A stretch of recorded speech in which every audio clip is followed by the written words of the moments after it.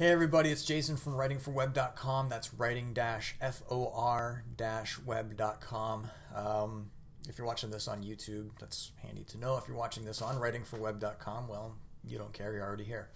Anyway, I'm going to keep this brief, or try to rather. It's a bit of a story, but yesterday morning I woke up, and that's not the story. I woke up and went to a local business networking site that I'm a member of, and I've had relative success on the site. I've met some great people. There's some great content, user-generated content on the website, and it's worth my time to be a member. Let me put it that way. It's worth my time. I haven't really done a lot with the events that some of these people put together, but some of the conversations that occur on the site are worthy of my being a member. I'll leave it at that. So I visited the site yesterday, and I noticed that there is a new site sponsor ad on the right-hand column. So it's a new sponsor. Don't know who they are, but their business appeals to me. I own something that they fix, and so I thought, well, let me check them out, because there are a few places that fix what I own, and I'm always looking for a new place, whatever. So I click through, and the first thing I say to myself is, oh, I know who made this site. There's a local company, a local web design company, a local award-winning web design company who creates websites for a particular industry, which is fine. That's happens in real estate, happens in plenty of industries. It's nothing new. But I had noticed previously that a couple of other websites that I've been to in the same industry had some duplicate content on it. And I thought, I wonder if this sponsor's website has some duplicate content.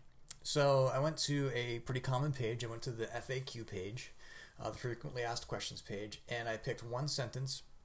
I highlighted it, copied it, pasted it into a Google search field, put quotation marks around it, and hit search. So I would only get search results from pages that have that exact sentence in it. No more, no less. Well, no less. Excuse me. So I got 6 results. I'm thinking, okay, Jay was right. Haha. I won this little bet with myself. And then I looked down at the bottom of the page of results, the 6 results, and it said, some results have been omitted. If you'd like to see the results with the omissions added or whatever Google says, click here. So I clicked. Well, it wasn't 6 results. It wasn't 26. It wasn't 46. It was 57 results. So 57 other pages on the web are indexed with Google and have this exact sentence in them. And I'm thinking, well, if there's one sentence, it's pretty reasonable to guess that the whole page has been duplicated, or at least enough of it for it to be duplicate content on the web. So I didn't go any further than that. I didn't really personally think I needed to, and I didn't. But I thought, you know what, this is a cautionary tale just begging to be written. And I thought, well, what a better place to write it than on the network where this person's a sponsor. I mean, if it happens to one person, chances are it will happen or has happened to other people. So I'm going to try to help these people by writing a cautionary tale about something that, quite frankly, runs wild in some circles of web design. So I log on and I start typing, and well, here, I'll read you the title that I wrote here. The title is, So You Had That Award-Winning and Local Web Design Company Make You a Website. And the first line of my post is, did they give you the same content as 57 other sites? Again, this is a cautionary tale, so this isn't supposed to be sit down and let's chit chat. This is real world. This literally just happened. I just found this. I'm just writing about this. So I told the story. Bet myself a cup of coffee that I could find some of the sponsor's content duplicated. 57 results. It's no stretch to guess that the sentence I found wasn't the only sentence. And it was no stretch to figure that the same design company designed all 57 sites. So that was it. I just, I summed it up by saying, I can't stress, and this is a quote, by the way, I can't stress how important, unique, and relevant content is for your site. The sentence I chose from the site could have easily been edited to add keywords, a call to action, a human tone, things that would actually make the content work for the owner and not just sit there on the web earning someone else an award. And I think that summed it up very quickly. I didn't have time to just dig deep into this and go off a whole lot.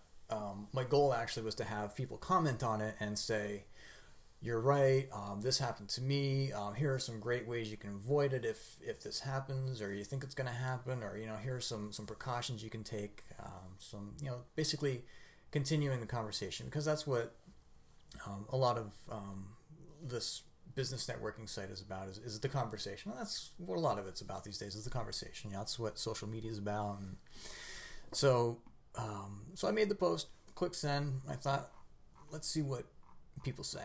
Had some good initial responses. Ouch! Sounds like someone got taken for a ride. This is a good one. I like this one. Even if the client never asked for unique content, it's unconscionable that a web developer would offer duplicate content to a client. I couldn't have said it better myself. In fact, I wish I had said that. The word unconscionable is just very, very clear. So anyway, I had some great responses, and I thank the people for them. I'm really happy that you chimed in and kept the conversation going. Until, you have to take things in context, and well, the network owner was a little miffed, but whatever. It's cautionary tale. If you don't like it, it's too bad. But one comment that was very interesting, which is the fulcrum of my post here, if you will. Another network member who is either on a board or something, they might be a sponsor, they might just be a founding member or something, I don't know. Anyway, the comment is, perhaps a 10 things to be aware of / look for post type when having a website created would help folks more and provide greater value than just leaving this topic here as it sits. Okay, so let's talk about 10 things, 5 things, 3 things posts. They're great for link bait. Okay, you write that, you post it to Twitter, and you put a little quote, 10 things to look for when you're having some award-winning design firm design your website. That's great. People might click on it, they'll go to your site, they'll read it, and they'll be like, oh yeah, great, 10 things post, whatever. Let's see what else the person has here. That's what 10 things, 3 things, 5 things posts are to me. They're useful, but they're only so useful. Unless there's some kind of background to the 10 things, it's going to be a page of 10 things with a paragraph or 2 each to describe each of the 10 things, and to me that's just useless.